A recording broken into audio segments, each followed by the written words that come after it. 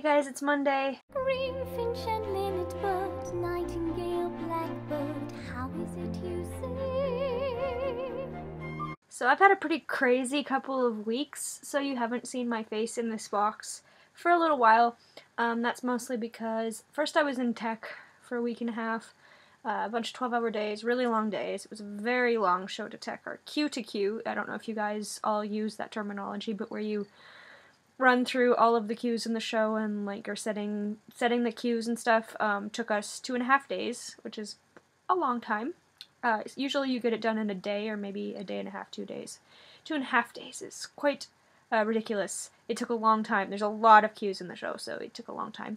But it looks beautiful. All of that work paid off in the end. Yeah, so I'm doing this right now. The Ends of the Earth by Morris Panich. And I'm enjoying it. It's a lot of fun. It's a very busy show. I have a couple of lulls in the show, like where it's quiet, like where I don't do anything. But then the rest of the, like when it's busy, it's really busy. Like where I'm running from one thing to another and to another to another. It goes by really fast. So that's good. And I'm doing that for another couple of weeks. Another 2 weeks.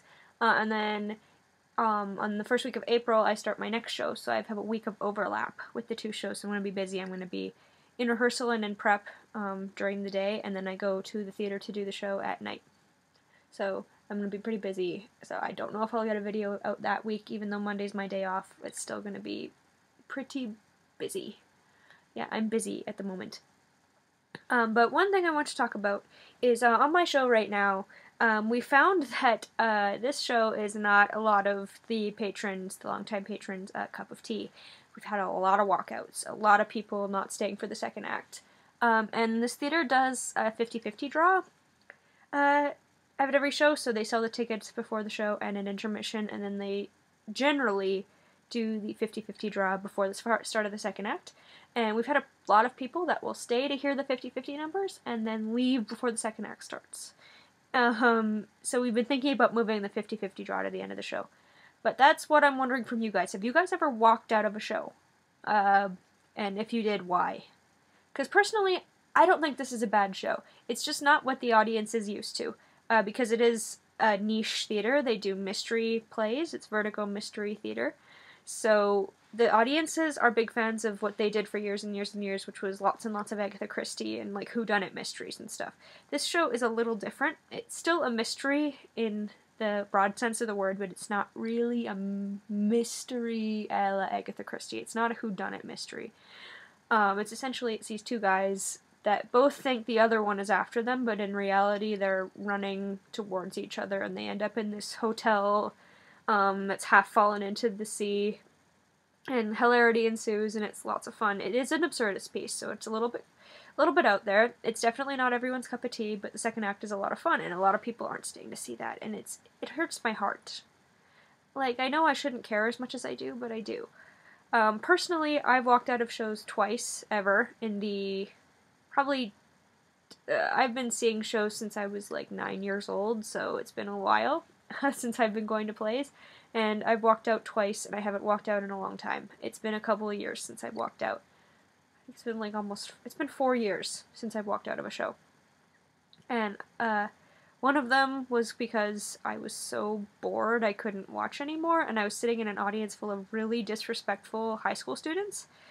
And then the other time was I was too young for the subject matter, and I'll put a link below to what the play was, but it's called The Goat or Who is Sylvia by Edward Albee. I'm not going to talk about what it's about on here because it's not safe for work. It's pretty not appropriate really for a 16-year-old. I was like, what?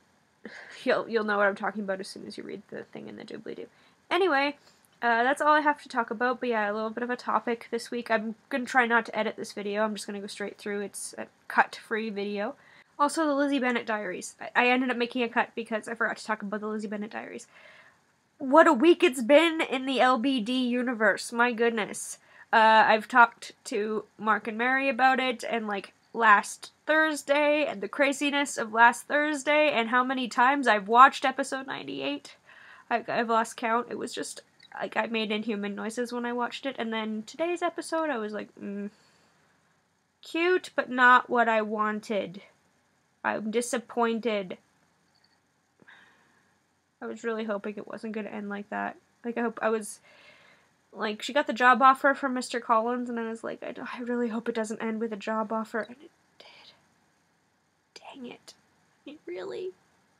Because I don't know if they're trolling us, but they've said that today was Daniel's last episode as Darcy, so it makes me sad he's not going to be in the last episode. Anyway, that's my thoughts on it. What are your guys' thoughts on it? I hope you're all doing well. Things are going well for everybody. And no one else is sick, I hope, because I was sick and that sucked. Now I've talked for almost 5 minutes anyway. I'll keep you guys updated. I'll do my best to make a video next week. And Sam, will see you tomorrow. Bye.